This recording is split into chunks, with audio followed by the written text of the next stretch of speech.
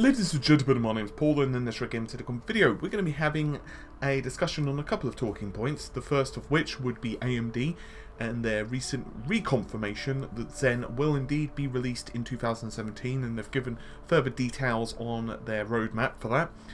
And then we're going to be primarily focusing this video on Phil Spencer and Scorpio, because he believes the team is making, and I quote, amazing progress for the development of the system. Now, first things first, before I jump into the discussion / news, quite a few people have been messaging regarding the PS4 Pro stuff. And as everyone's aware by now, most likely, Sony, more specifically Mark Cerny, have gone further into detail about the PS4 Pro's GPU, memory, and other components inside the system. And I am doing an analysis of it. In fact, I'm about 2,000 words in at the moment to the article, and that's just discussing the GPU. Now, it's going to be pretty big, and it's going to take me a while to do, simply because there is so much to the whole thing, and it might have to be split into a couple of parts, because I don't want to just say, well, you know, report what he said and then add my 2 cents to it. I really do want to do some in-depth analysis, and that means I'm going to have to do further research, and it also means that I'm going to have to put in extra time for points of comparison and illustrative purposes. I'm really impressed I managed to get that without screwing that one up. Illustrative purposes. That's a fun one to say. But anyway, so yeah, that will be released over the next couple of days with any luck. And as I said, I'm already a couple of thousand words in. I reckon the GPU thing is about halfway done. And then I've got the CPU, which fortunately isn't so complex, but the memory system looks like an absolute bitch. I've not read enough about it yet. I've only done kind of a skim read, so it's looking like it's going to take me a bit longer. But anyway, I digress massively. So, let's talk about Zen first, shall we? Seems the best one to start with, because it's not quite so complex as Scorpio. There's less talking points anyway. So, to get everyone onto the same base, although I suspect if you've been regularly watching us on RGT or reading us on RGT for some time, you'll know that Zen is AMD's upcoming processors. Now, this processor is pretty exciting for a few reasons. One, AMD have already demonstrated it as an engineering sample, running 8-core, that's 16 threads, because it does support SMT / hyper-threading / whatever you want to call it, and it's going toe-to-toe with the 6900K, which retails at about $1,000 US, and it actually slightly beats it. Now, the reason I'm not making a super big deal of the pricing of the i7, which some people are, we don't have a pricing structure of the Summit Ridge lineup yet. So, for example, a comparable Summit Ridge 8-core 16-thread CPU, I have no idea what the hell it's going to be called, but for the sake of this article, I'm going to call it John. You know, John could be the price of like $1,000. On the other hand, it could be costing $1.50, and you also get a free popsicle. We have no idea.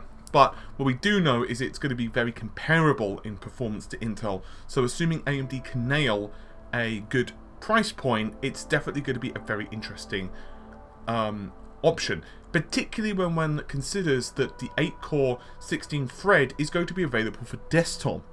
And this means mainstream desktop, and it's all going to be available on AM4. Now, the reason I find that particularly interesting is, and you can probably say it along with me, the 4-core 8-thread solutions from Intel are becoming a little bit annoying. Yes, there are options around them without a question, for example Broadwell E and whatever, but still, it's not really ideal, and it doesn't really have the upgrade paths that for many people that they'd want. For example, if you've got, let's say, a standard i7 and then you need to upgrade to even more cores, it's just a bit of a bitch to need to change out your motherboard and potentially even RAM. Anywho, that's why a lot of folks are interested in Zen. So, a recent Q3 2016 earnings call has happened, and Chris, I'm probably going to butcher this poor man's name, but Chris Hemmelgarn of Barclays said, and I quote, "With Summit Ridge launching Q1 of 2017, I guess how would you expect the channel to ramp up then? Do you expect ramping up pretty full in the first couple of quarters of the year, or are you looking for more normal PC seasonality?" And Lisa Su, who is the president of AMD, responded, and I quote, "You know, I would expect that there will be a relatively good initial demand for Summit Ridge that may be, you know, not quite the seasonal patterns. From where we see, that's a bit of an odd quote, but yeah, that's what she said.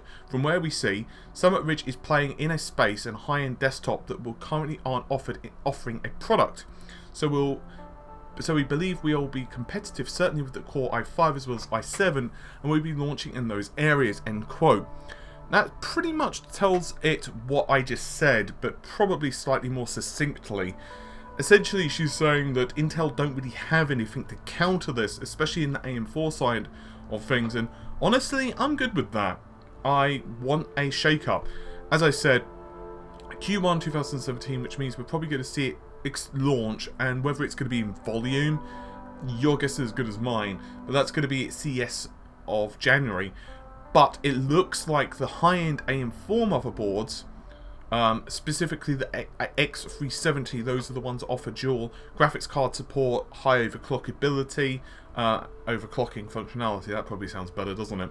And so on. Those are going to be available at some point in February. So that's going to be kind of cool. Now, Phil Spencer and the Scorpio.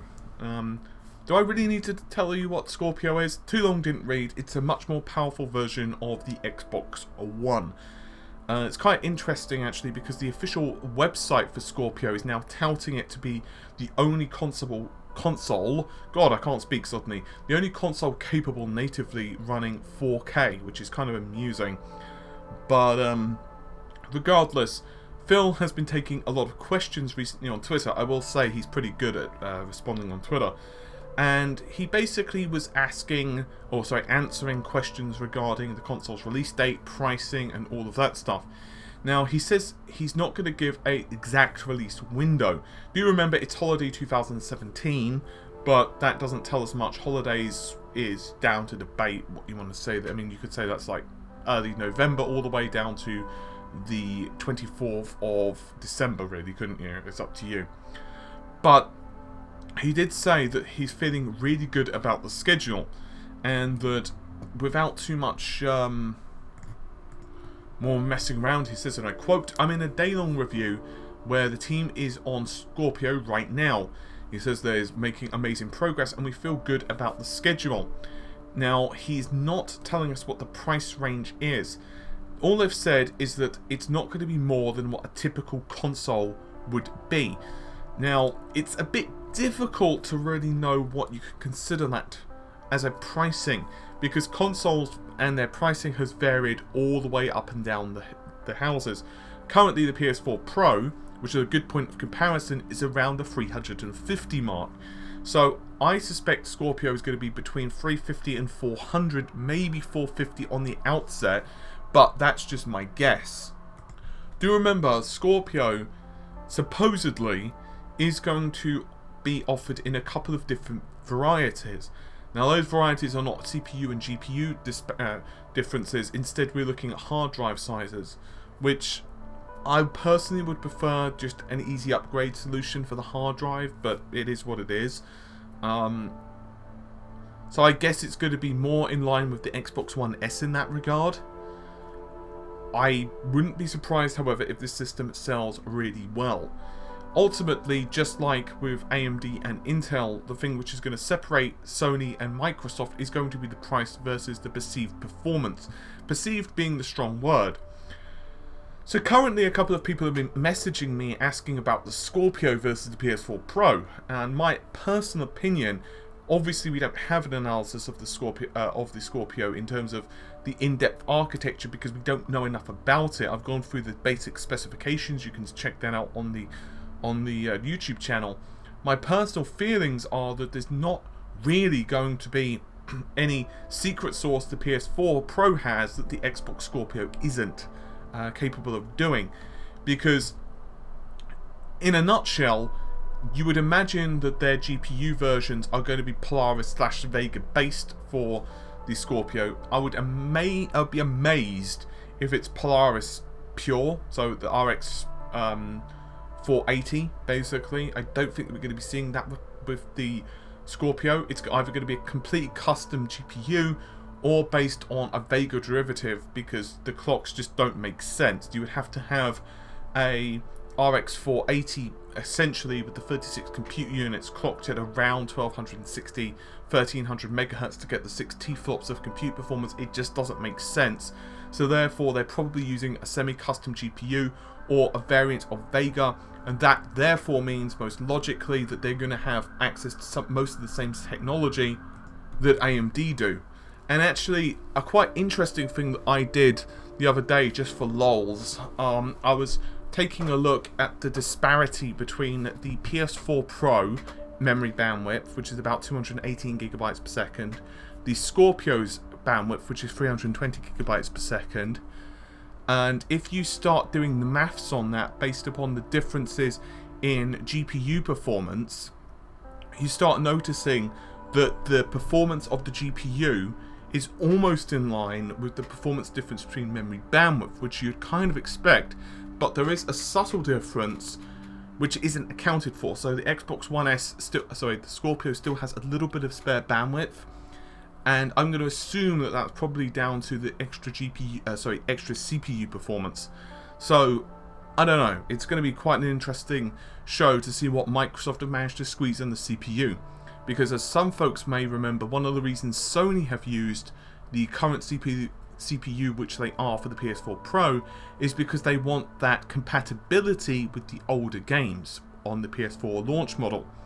Basically, it's down to timings and stuff like that. It's easy to downclock the same processor from, let's say, 2.1 GHz to 1.6 of the launch model, whereas if you're using a completely different architecture or an updated architecture, if a developer has done things like working around certain timings, what you can start potentially having is IPC issues where, let's say one processor is, let's for the sake of argument say 2.2 GHz for the Scorpio, but it's a Jaguar 2.0, well, if it's got a 10% IPC, it's going to be the equivalent of running at like 2.4 GHz. So then you've got those things to take into account. So if you downclock these Jaguar 2.0 down to like 1.75, you've got the IPC improvements as well, and it becomes a bit weird.